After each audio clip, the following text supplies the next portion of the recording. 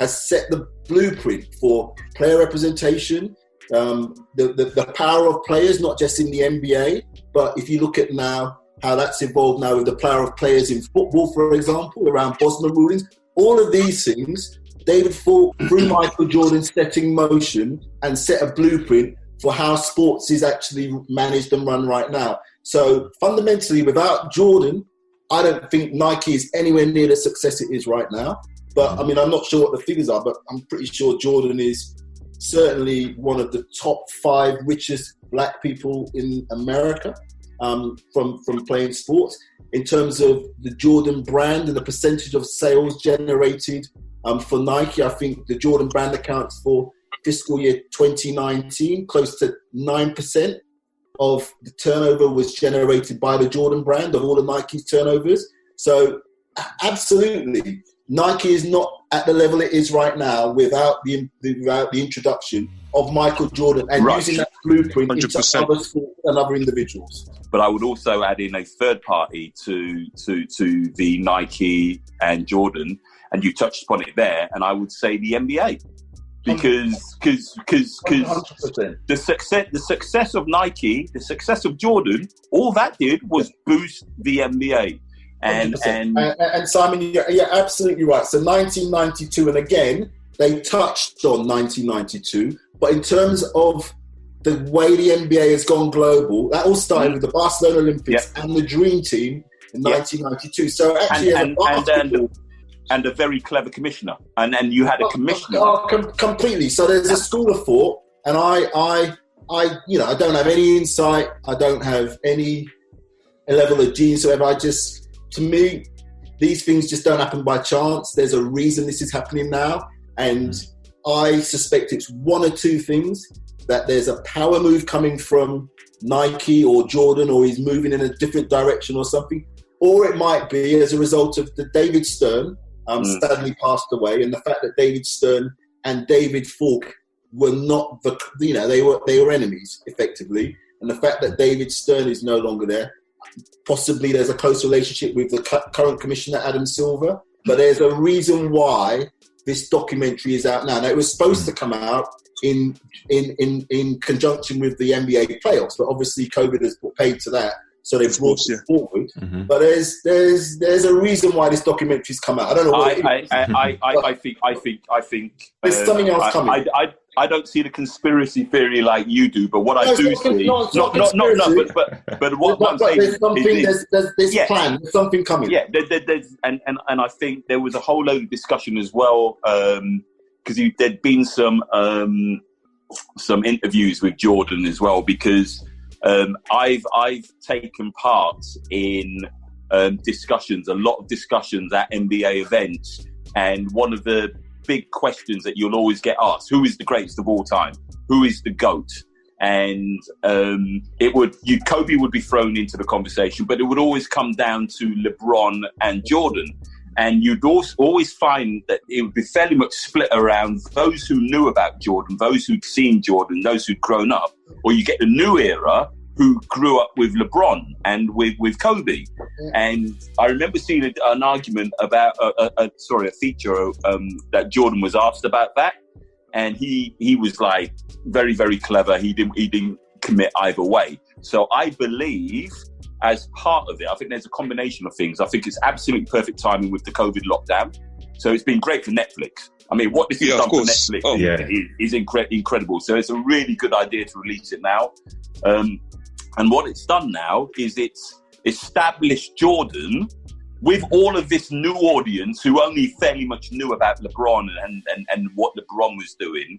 I think it's established him now even more firmly as the greatest of all time. And then that leads into another power play. And it's interesting, I was listening to, they had the director of the Last Dance on, I'm a big fan of the Hawksby and Jacobs show on TalkSport. And they were interviewing him a couple of weeks ago, and he made reference to the fact that there's a generation of players, young players in the league now, who never saw Jordan play or were too young to see Jordan play. So their reference point of the greatest of all time will not be Jordan or Oscar Robertson, or if you're older, from Kareem Abdul-Jabbar what they will say, they will talk about LeBron or Kobe. Now, what this guy basically said, the director said, well, actually, what you're now beginning to show the contemporary generation, the young people, is Jordan in high definition, because a lot of the stuff on YouTube prior was all grainy. It was all really bad coverage. So the fact that you've now introduced in high definition around this bigger presentation, Jordan, I think all of a sudden the conversation, to me, there's no doubt, Jordan is the greatest of 100. That this is a power move from Nike or Jordan or the NBA in terms of introducing and a transition into the next generation of player, because one of the guys they're touting as the next big star in the league is Zion Williamson, and he's a recent signee to brand Jordan. Now, it might be that Jordan's going to go, as a brand's going to go on its own, separate to Nike. There's something coming. This is definitely a power move that is related to something bigger. The perception of Michael Jordan, and in some quarters, there's all this talk about, well, the reason why the documentary wasn't out before, because Jordan didn't want to be perceived as this bad guy. Now, to me, what comes across overwhelmingly as someone who's played sports and has been in the context of dressing rooms and banter, this is an absolute winner. And fundamentally, he's not asking you to do anything he doesn't do himself. Yeah, but exactly. Going from playing sports in the UK to America, the biggest thing I found was I was as a player, I was cocky, and I used to run my mouth a lot, but I was supported by some really, really tall guys who came to my rescue. But when I went to America, the biggest thing that I noticed was they call it, talking SHIT, yeah? Some people call it smack talking, whatever. In the UK, they call it banter, yeah? But one of the biggest differences in American sport, and especially professional sports, but comes from a very young age, is American players, and especially kids from the inner city who've grown up with nothing. They talk big noise. They run their mouths all the time. Now, actually, you evolve that into another sport like football, and you hear talk about banter and everything else. Now, potentially, Jordan doing that sort of stuff now, some people are saying he's a bully.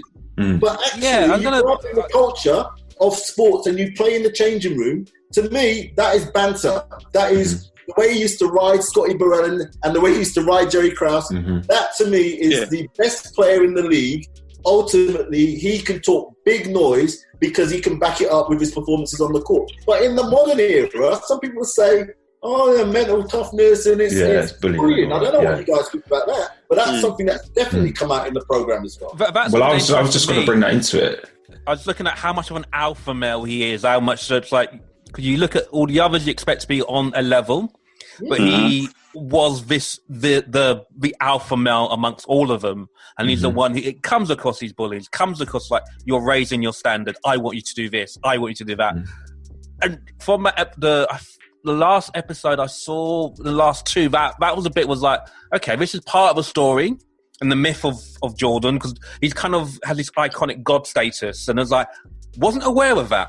And suddenly you go, okay, and how, to me it was like, well, how do I perceive this now? Because I can understand why you would do it, but now I'm thinking, okay, was he... You know what, and it's interesting because the director, I read an article where the director said that he was amazed that he was allowed to show what he showed, because Jordan had the final say so of what went in, and he goes, episodes 7 and 8 in particular were the ones I thought he's going to go, you know what, he's going to chop that bit, he's not going to want that bit shown. And he said he was so surprised that he managed to get it through uncut that he thought, oh, Michael must have missed that one.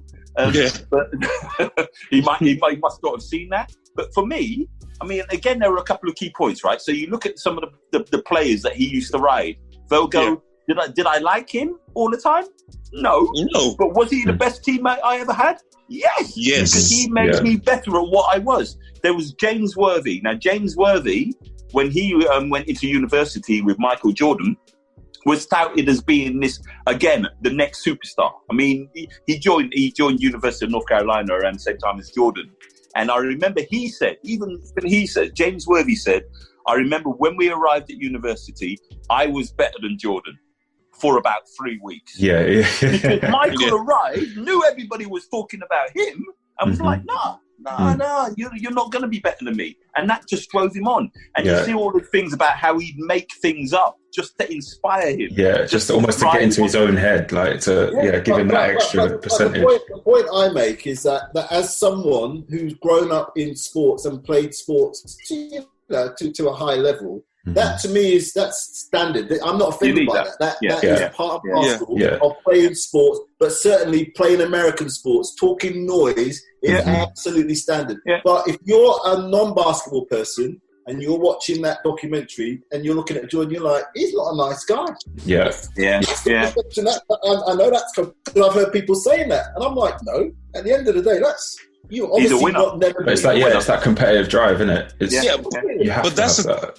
That's the thing with all, quote unquote winners. They're always going to be people that say they're not the nicest person in the world. I mean, Michael Schumacher got it. Michael Jordan got it. Mike Tyson got it. Who else got it? I mean, even Messi even gets it now. Kobe Bryant, exactly. There's a level of mental focus and determination that you need to sort of achieve and sort of drive yourself to, where if you're not on the train with me, you're going the other direction. You know what I mean? It's just like television. And I think you're 100% right. And again, there are so many, and I keep using the word, but it works. There are so many iconic parts of this series that just stick in your mind. And that bit about when they're running the length of the court, and he's just in front, and you can see him. He's like looking high and going, anybody gets close to me, I'll just move up to the next gear. You're not beating me. You're not beating me. Yeah. And would I like that as a teammate? If I wanted to win trophies, if I wanted to be a champion, if I wanted to be a winner, I'll take that. Tune into your heart with that guy Ken, the king of hearts. Ken. Yeah. I think it's time for your King of Hearts, man. You're going to give us some food for thought, some wise words. You're going to go for it. Some food for thought. Yeah. My King of Hearts. Basically, it's just talking about some of the information or some of the topic that we just touched on, especially with Michael Jordan and The Last Dance and his unbelievable fierceness and competition. Now, obviously, everyone sees it as, inspirational, and some people will see it as being sort of derogatory or, as we mentioned, a bully. But I wanted to look at it from a personal perspective of how, if you're driven by the need to be great, there is a certain level of awareness that you have to have within yourself. So I think as men, and as sort of, generally everyone really, if you have a certain amount of goals, I think everybody tends to have, spiritual, financial, relationship, business, physical goals, whatever it may be. And you're going to kind of be focused in one area. I always think that there should be a level of awareness that you need to have about where you are maybe losing focus or sort of losing balance in other areas of your life. Now, that being said, what I mean is, for instance, if I'm driven to have a business portfolio, let's say I'm in property and I want to have a portfolio of 100 million in property, what's happening with my relationships? What's happening with other aspects of my life? What's happening with the other people that are around me? Am I being driven am I driving myself so much in one direction that I'm losing sight of the negatives and other aspects of my life? And I think sometimes we as men, and sometimes me as ambitious people and as alpha males, kind of need to have a look at all of the other aspects of our lives when we try to drive forward in one area. And that's really what I just want to talk. Have a good look at yourself, have a good look at balance, and try to look at all the different areas that needs to be touched on for you to be a well-rounded human being, because that's what we're really trying to be. I think one of the things that we've learned in COVID-19 or during this lockdown period is that there's lots of times that we need to be driven, and we want to come out of COVID-19 or come out of lockdown, be more geared, or you have a focus and you're trying to go in a certain direction.